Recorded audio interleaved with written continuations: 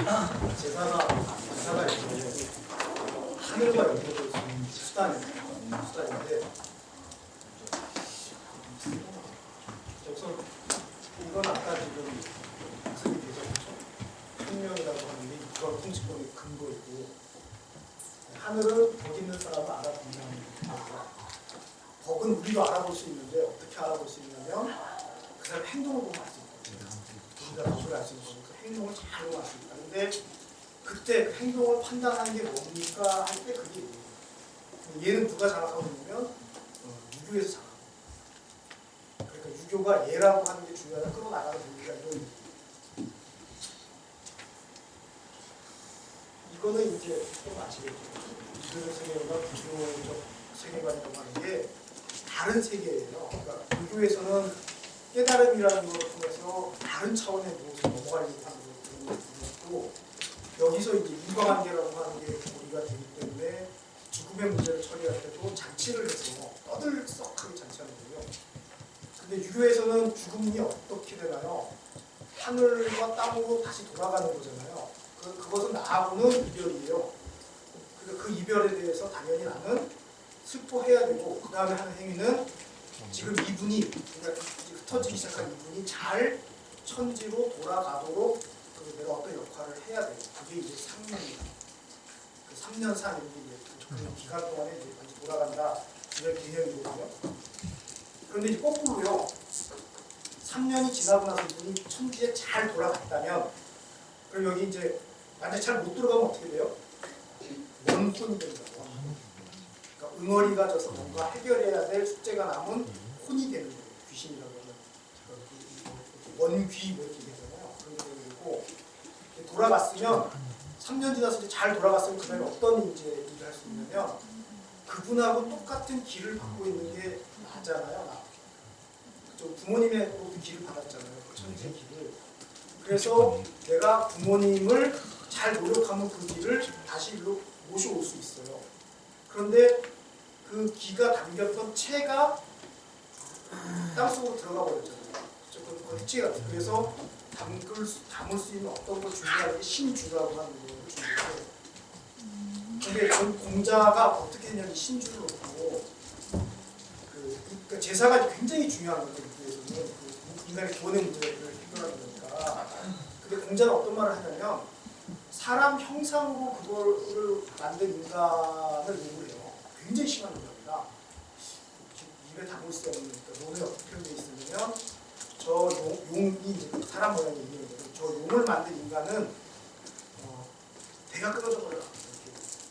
대가 끊어지라는 게 유교의 구원이 제사를 통해서 이루어지고, 제사는 자식이 해야 되는데 대가 끊어져라는 거는 이 존재가 천지와 저를 이제 끊겨라, 뭐 이런 소설이에요. 비례지만 전체가 진짜 나쁜 놈이라고 얘기한 건데, 형상을 만들면 안 된다죠.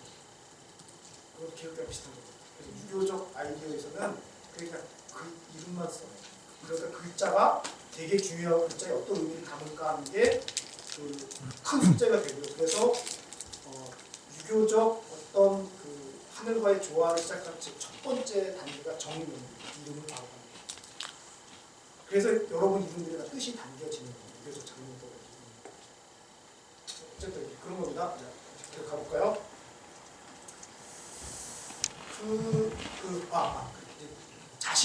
자식만 불러올 수 있어요. 근데 부를 때, 그러니까 부르는 규칙이 있어야 돼서 그분하고, 그 불러온 분하고 내가 내 정성이 전달이 되면 그분이, 하늘에 있는 그분이 내 정성에 반응을 한다고 생각해요. 그리고 제사가 끝나는 건 이분이 다시 돌아가는 거예요. 돌아가는데 보통 이렇게 제사 음식을 차리잖아요. 그게 내 정성이에요. 그분이 여기 반응했어요.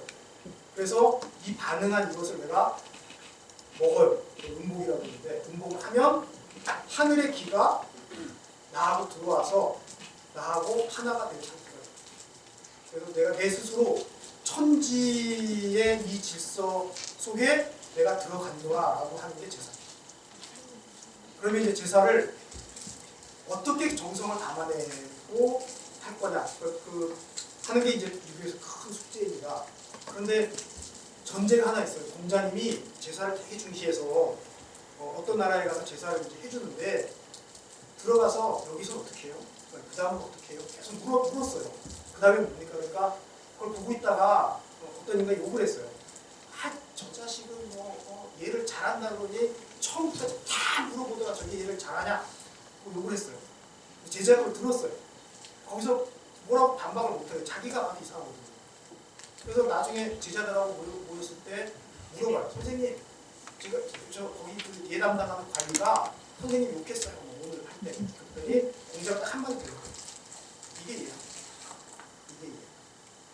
그러니까 제사 현장에 들어가서 잘난 척하면 안 돼요. 진짜 아는 척도 하지 마.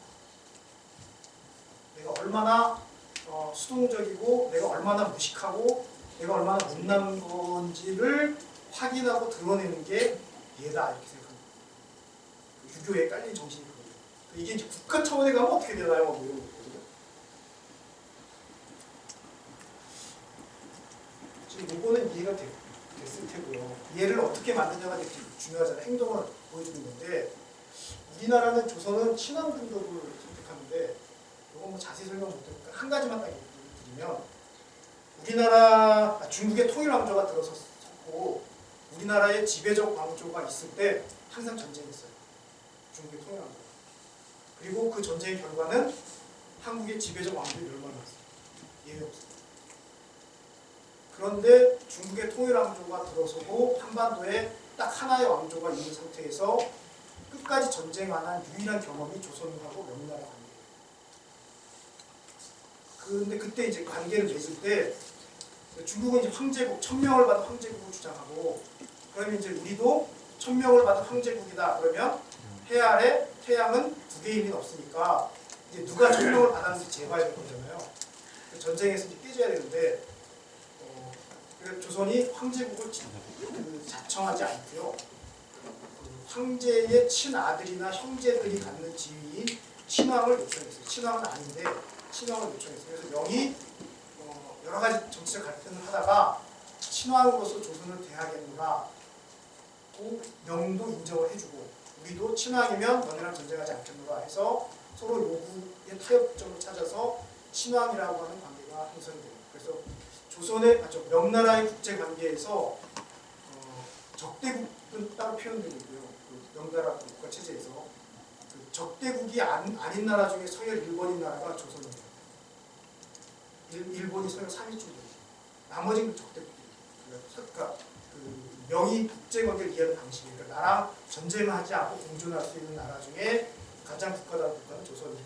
그게 좋은 건지 나쁜 건지 모르겠는데요. 전쟁을 하려면 인구가 15배쯤 되고 그다음에 경제력은 1000배쯤 돼요. 그러니까 지구전을 할 경우 어떠니까 경제력 싸움이 되는 지구전은 그러니까 그 한순간에 전투는 이길 수 있어요.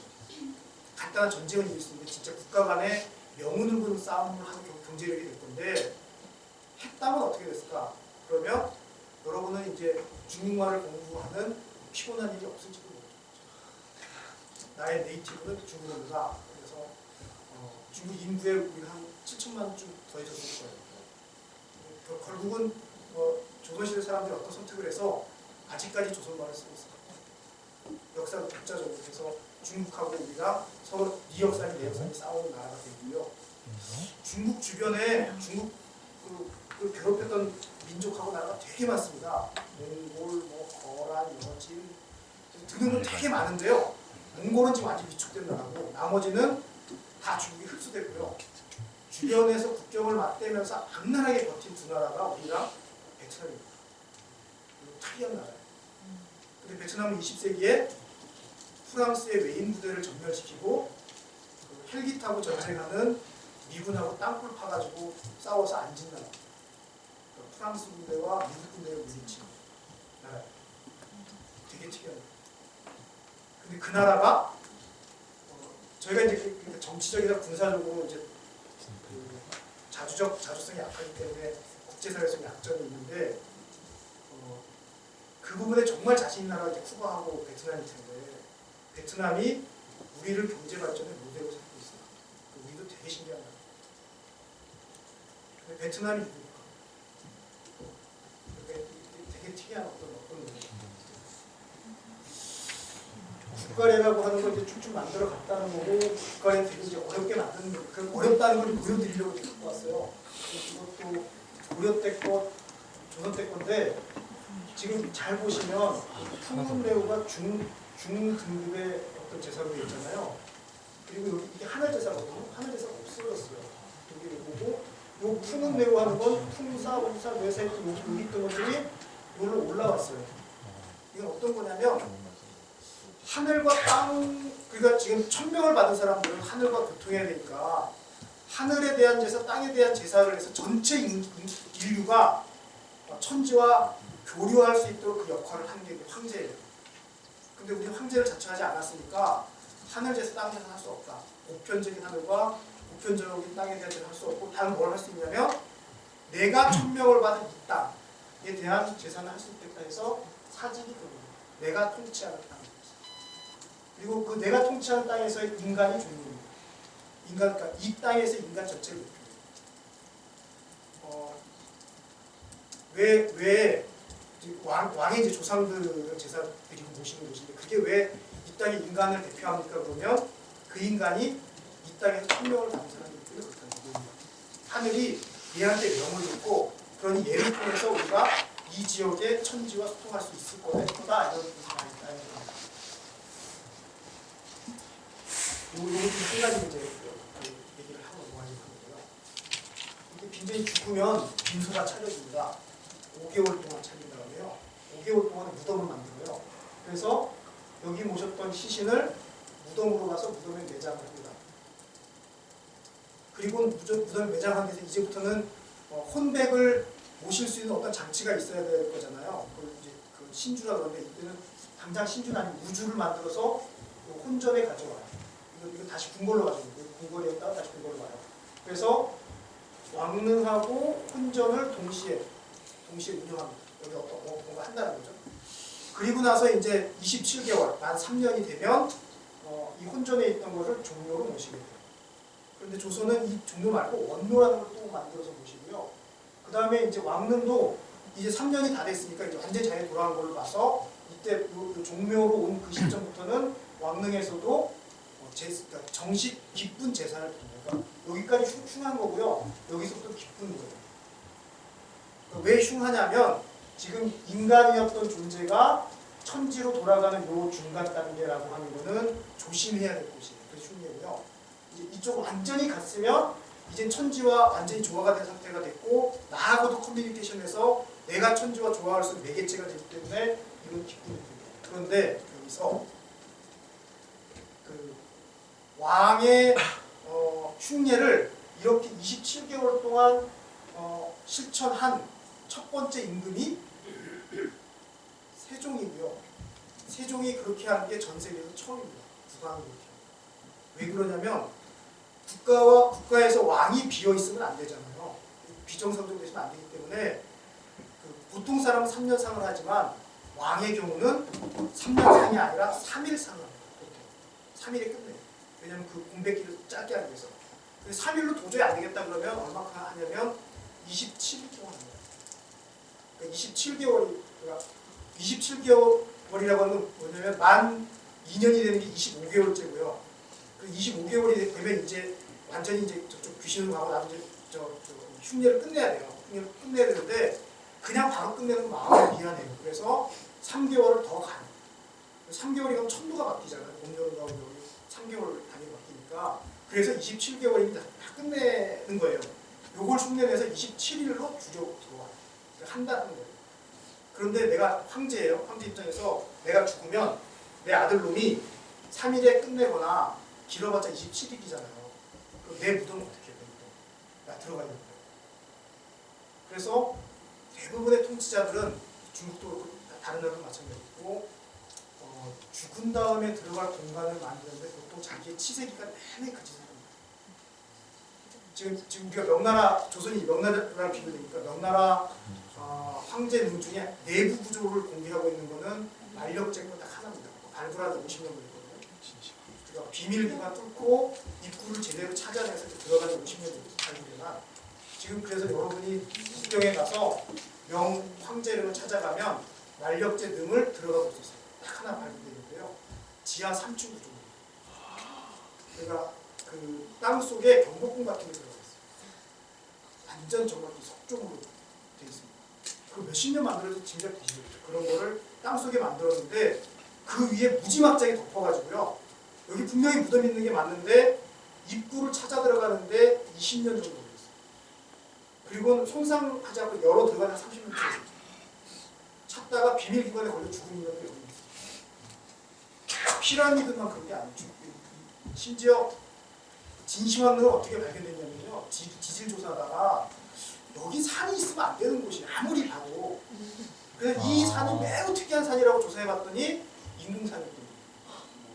그래서 진시황릉이 발견된 거예요. 그렇게 만든 게 그 왕의 무덤입니다. 근데 조선 왕은 세계 왕릉 중에 가장 잘 보여요. 그렇게 될 수 있었던 이유가 세종이 3년 상하는 덕분에요. 우리나라는 무덤을 5개월 동안 만들 수 있는 시간이 생겼어요. 크게 만들 이유가 없어졌어요. 5개월 만들면 충분해요. 5개월 내에 만들 수 있는 크기로만 그 5개월도 어떻게 하면 사람 다치지 않게 할까? 이걸 그러니까 유교적 아이디어로 보는 거예요. 사람 다치게 하면 안 되니까 내가 천명을 받아서 뭘 하는데 내 무덤 짓겠다고 사람이 다치면 안 되잖아요. 우리 아버지한테 효도하려고 누군가의 아버지나 아들을 죽이는 건 아니잖아요. 그래서 안 하려고 하는 거예요. 그래서 찾게 만들어요. 5개월이면 충분하다. 그게 조선 왕릉입니다. 제가 그 세계 문화를 구상 갈 때 조선 왕릉 개입을 못해서 그 계획서를 좀 잘못 썼어요. 그래서 신들의 정원 이렇게 썼거든요. 조선 왕릉이 그렇게 접근은 안 돼요. 조선 왕릉은 신들의 공간이 아니라 살아있는 인간들이 어떻게 이거 관계할까를 설계한 유일한 공간이에요. 무덤이 죽은 자의 공간이 아닙니다. 그리고 크지 않은 것도 강조거든요. 자연과 저것도 크지 않게 되고 제가 이게 여러 번 일본 지금 황릉들이 있거든요. 일본 황릉은 이 건물만한 크기죠. 보통 그러니까 3층 내지 4층 높이로 지금 이 건물보다 크거나 뭐 이런 식으로 되어 있어요. 그러니까 정말 가서 혹시 이제 전 세계 왕릉들 보실 기회에서 한번 가보세요. 조선이 얼마나 초라한지 알 수 있어요. 그리고 초라한 게 그렇게 간단치 않은 거예요. 그래서 살아있는 거보다 안 맞는 거예요. 계속. 세종도 처음에 자기 무덤 만들다가 그러다가 안 만들어요. 그리고 세조는 무덤 안에다가 그 돌로 그 안에다 방을 만들거든요. 그것도 하지 말라고 그냥 회로 덮어버려요. 방 만든 것도. 그 부분에다 무덤에다 투자와 무덤 관련된 그 다음 세계에 대한 걸 투자를 안 해요. 피라미드 같은 경우는 죽은 다음에 세계도 영원하다고 생각하잖아요. 그러니까 그런 어마어마한 구조를 만드는 건데 유교적 아이디어에서는 그런 게 안 들어가요. 그러니까 유교적 아이디어에 충실해지면 무덤을 만들 때 아주 막 열심히 만들어야 될 이유가 없어져요. 드디어 좀 있는데요.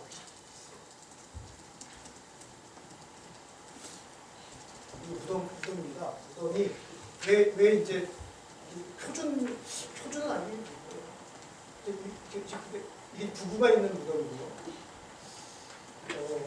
여기까지는 죽은 사람이 있는 거예요. 이건 유교 의례를 하는 공간이고요. 왕이. 유교 의례를 할 때 여기서 지켜보는 공간이에요. 그러니까 여기서부터 여기까지 공간은 살아있는 사람이 어떤 기능을 하기 위해서 만들어져 있어요.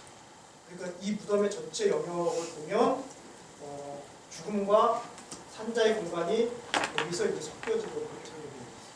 그러니까 반드시 의례를 하도록 설계되어 있는데 고려 때도 이게 있긴 있어요. 이게 있긴 있는데 이거는 무덤을 크게 만들고 거기다 요만하게 조그맣게 만들고요. 이 앞에 공간이 없습니다. 고려 때. 그러니까 그때는 형식적으로 봐도 의례만 하는 거고 살아있는 사람에 대한 이쪽 의례가 안 되는 게 있어요. 조선 거는 이렇게 있고 기회가 되면 더 설명드리도록 지금 알 것 같고요. 지금 이게 왕고고요. 첫 번째 왕이 두 번째 왕이 이렇게 돼 있는 거고요. 이렇게 세 명이 돼 있으면 길로 이렇게 찾아오시라고 여기서 이제 뭘 하면 요 길 따라서 이렇게 찾아오시고 어차피 이런 공간을 만드는 건데 조선 왕릉이 있습니다. 이게 이제 종묘인데요. 종묘에서 상차림이에요. 내가 이제 천지에 간 어떤 분하고 내가 만나는 거잖아요. 그 매개물이 이게 제수라고 하는 겁니다. 이건 전 세계적으로 다 그렇습니다. 음식이라고 하는 매개물을 통해서 어떤 존재하고 만나려고 해요. 거의 모든 의뢰가 다 그런 설계를 하고 있고요. 그리고 이게 희생입니다. 이거는 우리가 성경에서 보는 것도 희생이 강조가 되잖아요. 이게 지금 소하고 양하고 돼지, 소, 양, 돼지 이렇게 지금 세 종류가 올라가도록 되어 있어서 이 땅에 살아있는 존재를 대표하고 있는 거고요. 여기 귀신은 여기 있는 거고요. 그리고 술잔이 각각 이건 2인용 세트입니다. 하나 되어 있으니까 한 귀신한테 3잔이 올라갈 거니까 6개가 있는 2인용 세트고요. 그 다음에 이것도 이제 2인용입니다. 탕이 3종류씩 6개 이렇게 한 사람, 이렇게 한 사람인데 요거는 몇 사람이 된 건가는 이거 똑같아요. 이건 별이라고 해가지고 동쪽 편에 놓여지고 지금 이게 뭐 대나무 같은 걸 만들었잖아요. 그러니까 마른 거가 올라가고 음양에서 양을 상징하는 거고요. 이쪽은 젖은 계통이 올라가고 음을 나타내고 서쪽에 있는 거니까 지금 여기 이 세팅이 이 땅에서 존재하는 모든 식물 중에 하늘이 내서 사람이 살 수 있도록 만들어진 것들을 대표하는 거예요. 그런데 이제 특징이 있습니다. 이 종묘 제사에 올라갈 때 이게 사람이 먹을 수 없는 상태로 그러니까 사람이 먹을 수 없다는 얘기는 귀신이 먹는 게 초점이 되어 있기 때문에 여기 올라간 것들은 사람이 그러니까 예를 들어 이게 국종류인데 요 신한테 가까이 있는 세 종류의 두 개는 일체의 그 맛을 안 넣게 되어 있어요. 그다음에 요 사람 이건 이쪽 사람이었거든요. 사람이었고 요 세 가지에는 오미가 들어갑니다. 맛이 들어가요. 그런데 바로 인간이 먹을 수 없는 상태예요. 그리고 고기도 날고기로 들어가고 익히지 않은 형태로 올려지는 거가 국가적 제사의 특징이고 그러니까 이 천지에 물, 땅, 또는 재배할 수 있는 거, 또 움직이는 것 중에 인간한테 도움이 되는 것들을 다 올려서 저쪽 존재하고 교감한다라는 어떤 그런 상징을 나타냅니다. 이게 어떻게 잘 준비되느냐가 정성과 관련된 문제고요. 술도 종류가 달라요. 술을 어떤 상태로 걸러내고 얼마나 숙성시켰냐에 따라서 내가 내 부모 관계에 있는 사람이 할 수 있는 거, 신하 관계에서 올릴 수 있는 종류가 다 다르게 되어 있습니다. 이게 잘 준비가 된 상태가 되면 이제 신을 불러내는. 그런데 우리나라에서는 이건 지금 왕능상인데요. 이 왕능상은 이게 어떻게 지금 가냐면 아까 원묘까지 설명했을 그 왕능은 이분의 몸이 묻힌 거잖아요. 이분의 몸인 상태일 때는 사람이에요, 사람. 그리고 사람인 상태니까 이분이 평소 좋아하던 것 형태로 가야 되겠다라고 우리는 생각했어요. 유교적 아이디어로 사람 차리다 보니까 지금 이제 그 시작이 누구냐면 태종인데 태종이 참 아버지한테 효도를 많이 한 분이잖아요. 미국 동생 둘을 때려 죽이고 바로 위해흉하고 나하고 정치적 갈등에서 연금시키고 조카에도 끝까지 죽을 때까지 가둬두고 막 이랬거든요. 그 다음에 아버지가 사랑했던 이제 첫 번째 부인이 나라 세우고 죽었어요. 그래서 했던 게 이제 두 번째 부인 강씨인데 그분 무덤을 옮겨버렸어요. 또 아버지가 자주 가려고 서울 안에 무덤을 만들었는데 또 딴 데 옮겨버리고 말이에요. 국가 의례에서 빼버리고 이제 아버지 살아있는데 그래서 그 아버지가 그 쿠데타에서 첫 번째 쿠데타 할 때 이제 이복 동생들 죽였잖아요.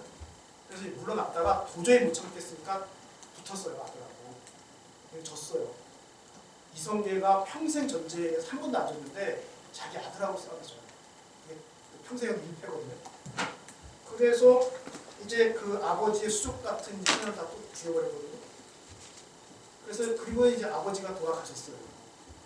근데 그 이성계의 아들 중에 태종이라는 분이 유일하게 문과에 급제하는 거예요. 처음에 이분 왕님 아니었잖아요. 함경도 출신의 촌뜨기에다가 자식 7 중에 쓸만한 건 아무것도 없고 저 함경도 사투리라 쓰는 저 촌것들 뭐 이렇게 개경에서 취급받았는데 아들 한 명이 문과 급제한 거예요. 여러분 문과 급제가 어떤 건지 모르시죠? 수능으로 전국 한 50등쯤 했다고 생각하시면 돼요. 그냥 꽁찌하는 게 문과에서. 수능 50등이 별겁니까? 하는데 저는 제 눈앞에서 수능 10등 안에 드는 사람을 별로 만난 적이 없어요. 제가 살아가면서. 그러니까 제가 강의할 때 그런 얘기합니다. 문화를 살아가면서 문과급제자가 서울에는 흔히 오겠지만 내가 지방에 살고 있다면 우리 동네에서 문과급제자가 날 수 있는 가능성 하면 한 3, 4대 거쳐 3명 나기도 어렵다. 실제로 있어요. 근데 이 시골뜨기 무장 아들이 문과에 급제하는 거예요. 얼마나 자랑스러워 안 되겠어요. 이 아들이 하여튼 온갖 그 부요랑 부요 다 했잖아요. 그리고 이제 돌아가셨어요. 근데 아버지는 불교 신자잖아요. 태종은 철저한 유교. 그러니까 문과급제했다는 거는 이색 문화에서 제대로 유교 훈련을 받은 사람이에요. 아버지한테 달라요. 세계관이 어떻게 다른데 아버지는 둘째자니까 불교식을 하게 합니다. 아버지. 그리고 나서 그러니까 지금 이게 아버지 무덤에 있는 거는 이렇게 불교식 잔치 음식상이거든요. 이걸 그대로 하고요. 종묘에 가서 해보니까 우리 아버지 한 명도 촌사람이고 맨날 사냥해서 그 고기 즐겨 먹으시던 분인데 종묘라는 데 가서 내가 정말 유교적으로 제대로 했는데 온갖 정성을 다 했어요. 그런데 내가 우리 아버지한테 드리고 싶은 건 아니에요. 귀신이 안다는데. 그래서 이걸로 도저히 내 마음이 아니야. 그래서 궁궐에다가 따로 아버지 따로 모셔요. 그래서 우리 아버지 이거 좋아하셨지 하고 사냥 나가 잡은 거. 그러면 이술 좋아하셨죠? 이렇게 하는 거예요. 이게 원리예요. 태종이 이제 시작하는 거예요. 그러니까 이쪽 계통은 유교적 제사를 하긴 하되 형식을 우리식으로 우리 잔치식. 그러니까 태종이 당연히 신하들이 반대하잖아요. 이건 유교적인 게 아니다. 그러니까 유교적인 마음이 뭐냐? 나는 우리 아버지가 살았을 때처럼 여기서 기념하고 싶다. 나 반하지 마. 그래서 그냥 합니다. 이게 그냥 가요. 그래서 그냥 가요. 언제 그게 없어지냐면 임진왜란 때 와가지고 궁궐 다 태울 때 그 문소전이 이제 원료인데 그거 태워버려요. 종묘도 태우지만 그러고 나니까 왕이 선조잖아요. 그 당시 왕이 선조가 양자로 들어온 사람이거든요. 그 선조 입장에서는 종묘 가서 하는 것까지는 자기 왕이니까 이제 네가 가서 하겠는데 여기 와서 이분 살았을 때처럼 모신다는 이분이 내가 죽은 다음에 양자로 들어왔거든요. 내가 살았을 때 모시고 싶은 분은 이분이겠어요? 아니면 내 친아버지겠어요? 친아버지잖아요. 그래서 안 만들어. 하지 않는 거죠. 그래서 이제 그 문소전이 이제 없어졌는데 이 앞쪽으로 이렇게 보이고요. 이게 잔치상을 한번 보여주세요. 이런 것들은 요즘도 많이 하죠, 그렇죠? 이렇게 이거는 먹는 게 아니고 보여주고 있는. 먹는 상은 이 안쪽에 따로 차려져요. 이렇게 쌓는 거는 이제 이거 내가 정성을 그러니까 이 잔치 면 쪽에서 정성을 많이 들였다는 걸 드러내기 위해서 굉장한 거라고 하는 그 사람을 높이기 위해서 만드는 거 보여주는 거예요. 근데 지금 아까 왕릉이 이런 식으로 했잖아요. 그렇죠? 잔치 개념이고 종묘는 어떻게 하는 거냐면요. 오묘라 그래갖고 지금 친왕이었습니다. 저희가 오묘를 5사람을 모시는데 태조는 항상 있는 거고요. 항상 있는 거고 태조의 아들은 이세라고 해서 소라고 해서 이쪽 동쪽에 있고요. 그 다음 손자는 목이라고 해서 이쪽에 보여줘요. 그 다음은 사셈이 있죠? 동셈이 있죠. 그럼 내가 지금 제사를 여기서 받들고 있겠죠. 그렇죠? 제사를 받들면 내가 이제 죽으면 어디 들어갈 거냐면 나는 6세니까 여기로 들어가요. 그럼 2세가 빠져나가요. 그 다음에 내 아들은 7세니까 얘가 죽으면 여기로 들어가고 3세가 빠져나가요. 그래서 오묘가 유지됩니다. 그러면 그 신앙의 대상, 그러니까 제사의 대상은 항상 5명으로 국한되어야 되잖아요. 그래서 5명이거든요. 그런데 조선은 그렇지가 않습니다. 이게 지금 이제 현재 왕은 선조예요. 선조 때 실제 이제 종묘가 방이 현재 11칸 정도 있어요. 5칸만 있으면 되는데 11칸이에요. 그런데 오묘제의 원칙은 지키는 겁니다. 태조, 당연히 일명옥이에요. 그 다음에 덕종하고 예종은 형제관계예요. 이건 잘 스포는 안 하겠습니다. 그래서 이게 형제니까 칸은 2개지만 묘는 하나다 해서 2묘. 그 다음 요 덕종의 아들인 성종은 3묘. 성종의 아들인 중종이 4묘. 그 중간에 연산군은 왕이 아니죠. 그렇죠? 연산군이니까. 그 다음에 인종하고 명종도 형제관계에서 5묘. 그 다음에 선조는 명종의 양자 자격으로 이렇게 들어갑니다. 왕으로 되어 있는. 그러니까 선조가 죽으면 11실로 들어가는 대신에 그럼 자기가 사묘가 돼야 되잖아요. 선조 아들 입장에서 볼 때. 빈칸에 들어간 대신에 요 이묘였던 요 두 사람이 빠져서 영령전은 여기서 빠져나가는 사람들을 모시는 거죠. 근데 지금 선조가 왕인 때는 영령전에 빠져나간 사람이 정종하고 문종은 여기 빠져나가 있어요. 요 내부는 이성계의 4대조입니다. 그러니까 이성계의 아버지, 할아버지 이렇게 해서 지금 고조 할아버지까지 있는 거고요. 이렇게 모셨고 정종, 문종이 빠져나왔는데 문제는 이 사람들이에요. 태종, 세종, 세조가 안 빠져나오고 있어요. 빠져나왔어야 되는데 요거 이렇게 안 빠져나오는 거를 세실이라고 합니다. 대대로 계속 한다 이 뜻인데 이게 지금 종묘고요. 지금 여기 이름이잖아요. 태조, 태종, 세종 이런 게 이제 왕의 이름이잖아요. 요 이름은 어떤 거냐면 27개월이 지나고 종묘에 들어갈 때 붙여지는 이름입니다. 그래서 이거를 묘호라고 해요. 그러니까 임금을 뜻하는 이름이 여러 가지가 있는데요. 대표적인 이름이 종묘에 들어가는 이름이에요. 우리가 알고 있는 왕의 이름이 다 그래서 종묘에 들어갈 때 신주에다가 쓰는 그게 그 이름이에요. 근데 나라를 세운 사람은 조고요. 그 다음에 나라를 세우지 않은 사람 이름은 종이에요. 그럼 이름을 선택할 수 있는 것은 조와 종은 자동으로 결정되고요. 한 글자 갖고 선택하는 거잖아요.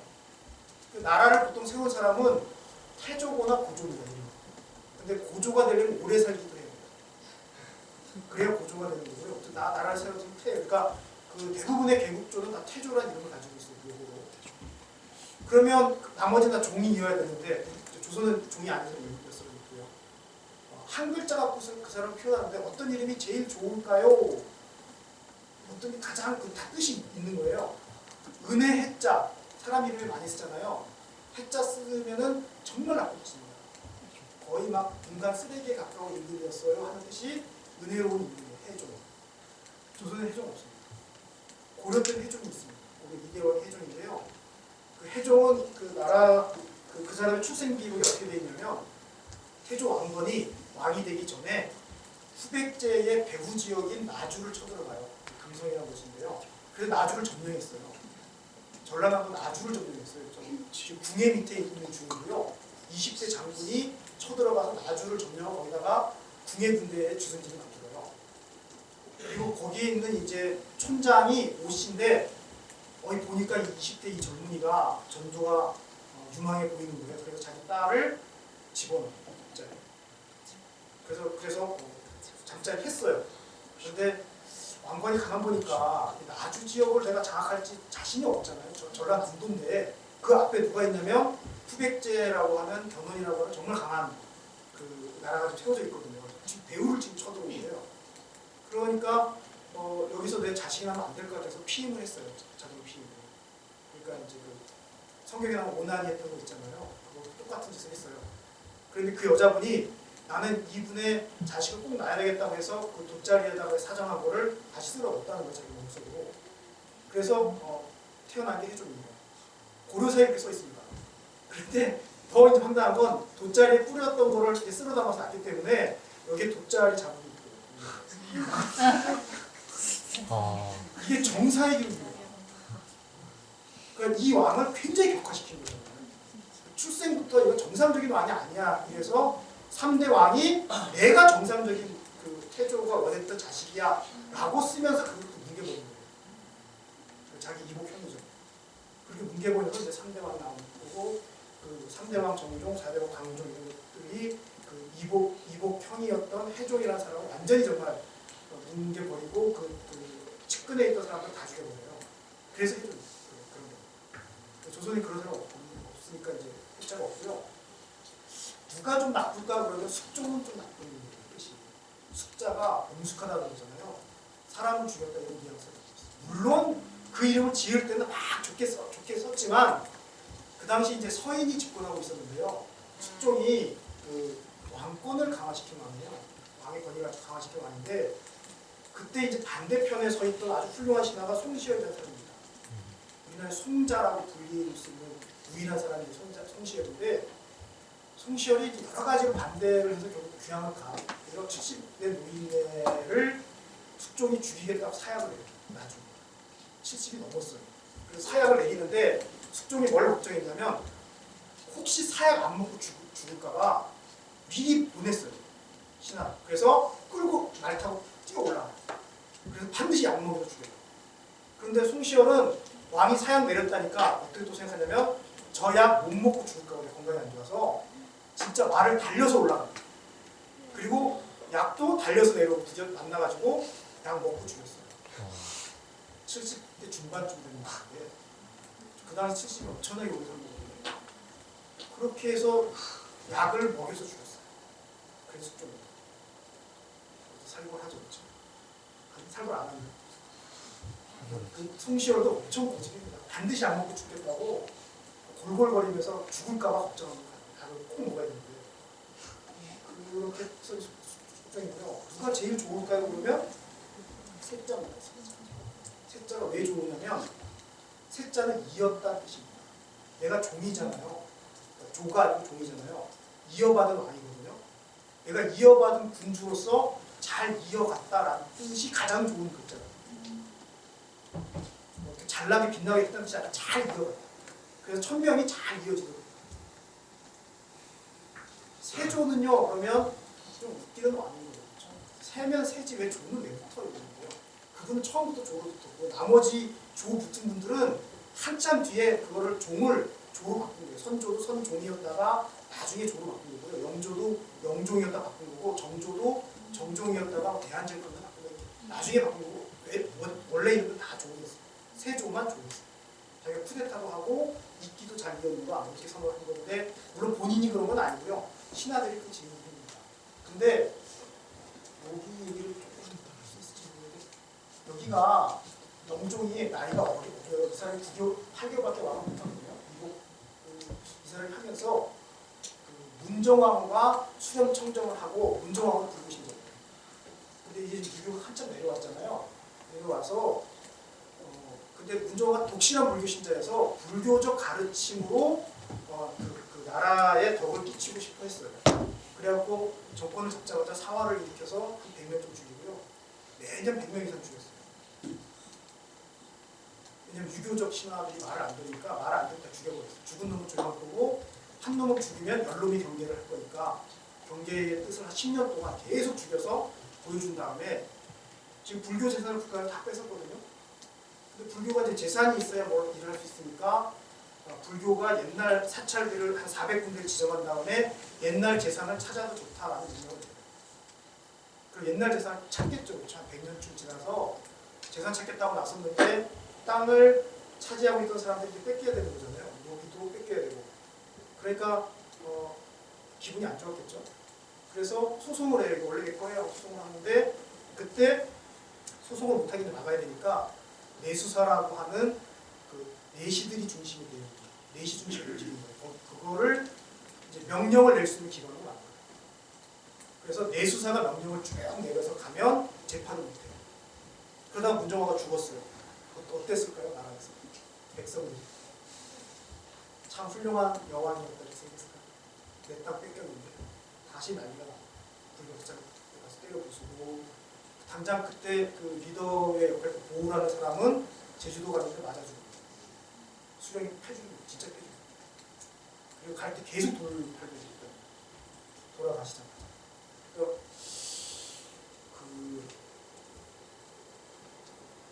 국가 움직여가는 게 그냥 기분으로 되는 거 아닙니다. 지금 문정왕후라고 하는 분이 그 불교적인 걸 일으킬 때 보우라고 하는 분이 굉장히 현명한 승려거든요. 그 사람들이 지금 불교 사찰이 제가 아까 말씀드린 역할을 했다 그랬잖아요. 뭐 나쁜 거 아니셨습니까? 근데 그거를 어느 순간에 와서 다시 그걸 하려고 하는 거가 무리가 됐어요. 사람도 죽여야 됐고요. 또 기존의 재산권 문제에 충돌을 하고 왜 그런 일을 했을까가 궁금해요. 사실은 물어보고 싶어요. 그 여자분한테 왜 그랬어요? 그거 무리라고 몰랐어요. 물어보고 싶어요. 보호한테 물어보고 싶어요. 그렇게 해가지고 백성들의 마음을 얻을 수 있었을까? 그렇게 생각했냐고 물어보고 싶은데 돌아가셔서 물어볼 수가 없고 기록도 없어요. 추정도 안 해요. 왜 그랬는지. 있는데 제가 보시면요. 이게 이제 신주가 이 종묘가 칸이 여러 개인데 기둥하고 기둥이 한 칸이에요. 문을 엽니다. 문을 열면 이제 이게 제사상 차리는 곳이고 이 안에 이제 뭐가 있어요. 안에 이렇게 치우고 여기다 이제 뭘 모시기 위한 이게 신좌입니다. 좌고 이제 의자 같은 거 이렇게 갖다 놨어요. 상자 3개가 남았네요. 이게 잘 안 보이실 텐데 이렇게 하는 요 틀에다가 이렇게 요게 신주 그냥 나무 통입니다. 그리고 아무것도 없고 여기 글자만 이렇게 써있어요. 선조거고요. 선조는 부인이 2분이거든요. 아까 무덤 3개 있는 거 보셨죠? 그래서 3분이 들어가 요거를 갖다 놓고 여기에 이제 혼과 백이 올 거라는 거 구멍까지 뚫어놨잖아요. 잘 들어오시라고. 이게 제사상입니다. 신주가 이렇게 있고요. 왕, 왕비, 아까 말했던 쭉 차려져. 이게 차려진 다음에 여기 가서 왕이 뭐 하나요? 주로 절하는 거예요. 절하고 술을 한 잔씩 올리는데 왕하고 왕비한테 다 따로따로 올려요. 근데 처음 가면 귀신이 오셔야 되니까 귀신 오시라고 땅에 붙는 술이 있습니다. 백을 끌어올리는 거거든요. 붓고 그래서 귀신이 오셨으면 거기다가 옷감을 해주시라고 귀신마다 해야 돼요. 고종 임금님 같으면 17칸에 한 30명쯤 됩니다. 이게 무슨 말인지 아시겠죠? 그렇죠? 가서 절 4번씩 하고 술 따르고 옷감 올리고 다시 술 따르고 이렇게 하는 거를 30분 시간이 잘 안 나실 텐데 보여드릴까요? 지금 이제 왕이 이렇게 들어오죠. 여기 귀신만 다니는 분이니까 이렇게 들어와서 이렇게 가서 칸마다 이렇게 다시 이렇게 들어와고 여기 절 4번 하고 올라가서 이렇게 하고 들어오고 이렇게 반복하게 돼 있거든요. 요만큼 합니다. 근데 지금 제가 이걸 왜 보여드리냐면 왕이라는 사람은요 여러분 자기가 옷 입는 법이 없어요. 태어나서 왕이 될 사람은 교육을 그렇게 받아요. 옆에 누가 붙어있나요? 내시가 붙어있잖아요. 심지어 내가 부인을 맞아서 잠자리 할 때도 내시가 옆에 있어요. 그거 나예요. 얘는 사람이 아니고 나. 내 탈닥이에요. 정식도 했으니까 방막 돈꾼을 해드리면 왕은 자기 밑도 닦은 적이 없어요. 얘가 닦는 내 손. 얘가 내 손이니까. 그리고 얘가 내 변의 색깔을 보고 의사들한테 신고해요. 상태 불량 이러면 바로 의사들 달라붙어서 점검해요. 그래서 다 일찍 돌아갔어요. 열심히 하고 의사들 다 붙어 있었는데 아마 약의 문제가 있어서 다 일찍 돌아갔어요. 60까지 산 이유도 거의 없어요. 근데 어쨌든 그러니까 문 앞에 딱 나가면 탈 것이 와 있어요. 그래서 이 궁궐 안에서는 뚜껑이 없는 탈 것을 타고 이렇게 가요. 대문 밖으로 딱 나갈 때는 뚜껑도 있어요. 이게 왜 이런 게 필요하냐면요, 가리는 겁니다. 그러니까 이게 귀한 존재이기 때문에 양의 기운으로부터 가려요. 햇볕. 그 다음에 이제 양의 기운을 가리는 또 하나의 방법이 바람을 일으켜서 양의 기운을 가리는 부채라고 선이라고 하는 것도 양의 기운으로부터 귀한 존재를 지키는 방식이에요. 그래서 이제 지키는 거예요. 그러니까 걸은 적도 없고 무릎 꿇은 적도 없고 옷도 입은 적이 없는데요. 종묘에 오면 4번 절하고 시작합니다. 이제부터 앞에 가서 어떻게 해요? 시킨 대로 기억 안 해요. 가서 여기서 이런 식으로 지금 이제 여기 대기하고 있는 거예요. 지금 이렇게 대기하고 있는 거잖아요. 이제 왕이 이제 와서 올릴 건데 옆에 이제 대기하고 있는 사람들이요. 이런 자세로 있을 거예요. 지금 왕이 와가지고 거기서 향 피우고 따르고 올리고 쭉 갔다가 다시 내려가서 그 다음 절차 또 와서 쭉 하는 겁니다. 시키는 대로 옆에 있는 사람이 무릎 꿇어 꿇고 그 다음에 절해야 절하고 올려가 올리는 거예요. 거기서 공자님이 그랬던 거잖아요. 시킨 대로 하는 거예요. 내가 잘난 척하는 게 아니에요. 이걸 하는 데가 종묘라는 공간이에요. 왜 왕이 그 짓을 하느냐. 내가 1000명 받았잖아요. 우리가 지금 길잖아요. 왜 기냐면 원래는 빼버리는 건데 세종을 안 뺐어요. 왜 안 뺐어요? 세종 같은 사람이 내가 되겠어요. 그러니까 내가 여기다 술 올리면서 난 당신 기억하고 난 당신 같은 왕이 되겠습니다. 선조도 있어요. 국난을 이겨냈어요. 여기다 술 올리면서 내가 어려움이 있어도 이거 지켜내겠습니다. 당신이 했던 거죠. 그래서 안 빼는 거예요. 다른 나라는 다 빼냈어요. 다 빼냈어요. 왜냐하면 많이 있어서 힘들잖아요. 근데 조선은 계속 늘려나가서 지금 종묘 보이는 것처럼 17개의 칸으로 이루어진 무지막지하게 긴 칸의 종묘가 만들어졌어요. 임금이 가서 한번 절만 하는데도 몇 시간 걸려요. 이게 종묘예요. 왜 이게 언제 하냐면 종묘는 축시예요. 축시는 새벽 1시입니다. 왜냐하면 양의 시간이 아니라 저쪽에 맞춰 음의 시간. 혼백이니까 음의 시간에 맞춰 새벽 1시에 가서 이 어두운 데서 여기를 일일이 다 돌면서 그 짓을 해요. 왜? 왜 있는 거죠? 이게 이제 유교적 리더십입니다. 제가 이제 천년 불교 왕국을 지키고 유교국가가 됐고요. 우리가 다 지금 그거에 영향을 받고 있는데 그 유교가 성공하는 거잖아요. 천년 불교 나라에 들어와서 유교가 자리 잡아서 그 이전에 유교가 없기 전에 모습이 어떤 건지조차 모를 정도로 성공했어요. 왜 그랬겠냐면 여러 가지가 있어요. 여러 가지 전문성 여러 가지가 있는데 그리고 한 100년쯤 지나서 돌리려는 시도도 있었던 거예요. 약간 문정왕 식으로 돌리는 시도했는데 무리만 이렇게 포기가 됐거든요. 물론 기층에 불교 깔려 있는 건 맞지만 국가적 차원에서 유교로 가는데 이런 자세기 때문에 무덤도 그렇고 이런 것도 그렇고요. 내가 천명을 받았고 거기서 내가 낮은 자세로 내가 잘난 게 아니라 하늘이 나를 이렇게 해줬는데 그 근정자 이런 거 지금 높은 거예요. 열심히 하겠다. 열심히 새벽같이 일어나서 열심히 하고 밤늦게까지 하겠다. 그리고 내가 이 역할을 잘했던 사람들을 잊지 않고 계속 기억하겠다.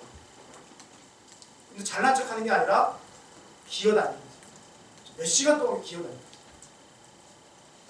이래서 설득해 들어간 겁니다. 저는 이제 이 말은 사족 같지만 좀 하려고 하는 말은 뭐냐면 여러분 이제 기독교 리더십도 그걸 고민하잖아요. 근데 그 문정왕과 선의를 가지고 불교를 일으키려고 했을 거예요. 사상적 나의 선의로 국가가 돌아가지 않습니다. 국가는 훨씬 더 전문적이고 잘 훈련된 사람들 이런 걸 도움을 받아야 되는 거고요. 그 사상을 받아들이지 않은 사람이 볼 때도 긍정적이고 의미 있는 모습으로 보여져야 수용이 됩니다. 근데 여러분이 가지고 있는 기독교 리더십이 지금 유교가 가지고 있는 리더십 지금 한 측면을 얘기했거든요. 비교 위에 있다고 생각하시는 정도로 이거 깔려 있는 나라예요. 불교도 불교의 경우도 지금도 불교가 있잖아요. 거기에 깔린 정신들을 없는 사람들을 먹여 살려 어떤 기능을 한다는 거잖아요. 지금은 잘 못하죠. 그래서 1000년 남았고 500년 동안 악랄하게 눌렀는데도 살아남았어요. 대한민국에서 계속 더 설치고 있어요. 이게 아주 그리고 또 전통적인 점이라든지 이런 전통적인 게 여전히 남은 기능적인 부분이고 그 속에서 기독교적 신앙을 가지고 여기서 뭐 하겠다는 꿈을 꾸는 거잖아요. 그 지점이 어딜까 좀 고민 좀 하셔야 될지 몰라요. 근데 저는 그 생각을 합니다. 지금 우리가 이제 민주, 복지, 통일 이런 게 아마 우리한테 주어지는 굉장히 큰 숙제일 텐데 민주는 먼저 된 것 같아요. 많이 싸워서. 복지는 이제 숙제로 남은 것 같고 통일도 숙제일 건데요. 어떤 사상 체계로 통일이라는 걸 끌어갈 수 있을까? 여러분 통일도 아마 다루시죠? 답이 안 나오는 부분이거든요. 현재 한국의 역량으로 통일이라고 하는 게 주어도 감당 안 돼요. 당장 뭐 의료원 같은 거 어떻게 했어요? 거기 뭐 지금 한 3천만 버릴 겁니까? 의료 시스템을 묶어야 될 텐데 지금 의료보험 갖고도 좀 쩔쩔매는데 의료비 부담 못할 사람 한 3천만 원 의료보험 체계 엄청 넣으면 어떻게 갈 거예요? 그다음에 공장에 노동자 집어넣어야 되는데 그게 자꾸 우리 뭐 꿈이고 대박이라고 그러고 공장 노동자 넣어야 되는데요. 자본주의적으로 월급 관리할 줄 알고 일정한 시간 노동할 수 있는 훈련된 사람으로 넣어야 되거든요. 그럼 어떻게 할 거예요? 당장 100만 군대 있는데 100만 군대 애들 총 지원줄 수 없을 거 아니에요. 사회에 내보내는 건데 지금 여러분도 취업 대동 활동하는데 100만 명 또 투입될 거예요. 한국 시스템에서. 이거 어떻게 준비해 갈 건가 고민되는데 그 유교로 국가를 바꿔간 거고 성공했던 그 사람들이 굉장한 사명감을 가졌어요. 그게 그 조선이라는 나라를 지탱하고 명이라고 하는 엄청난 나라 속에서 전쟁 안 해야 되는 선택 이 안에서 불교적인 관행을 깨나가면서 뭐 새롭게 만들어가는 그것 근데 그 말로 안 해도 설명될 수 없는 논리 전문성 이런 꿈들이 있어서 쫙 펼쳐나갔던 거거든요. 그러면 아마도 그 다음번에 누군가 그 역할을 해야 될 건데요. 기독교적인 어떤 거가 어쩌면 해결책일지 모른다고 생각해요. 저는 역사학자이기 때문에 간접적으로 되게 싫어하는데 읽지 모르는데 해방된 직후 기독교 리더십이 보였던 모습하고 지금하고 어디게 더 좋을까? 더 약화된 건 아닐까 하는 느낌이 있어요. 그거에 대한 거가 혹 여러분이 리더의 자리에 간다면 내가 신앙책이 아주 얻어보는 감흥이 없어요. 제 느낌에는. 그거 말고 그 전에 감당할 수 있는 전문성이라든지 충분히 끌어들여서 그러니까 그냥 네가 가지고 있는 행동이 충분히 설득력이 있다라든지 이런 모습 보는 게 훨씬 더 중요할지 모릅니다. 이건 괜히 한 부분입니다. 유교를 끝내야 됩니다. 12시간 됐습니다. 다행히 여러분 안 조셨네요. 시작했어요. 여기까지 하겠습니다. 질문.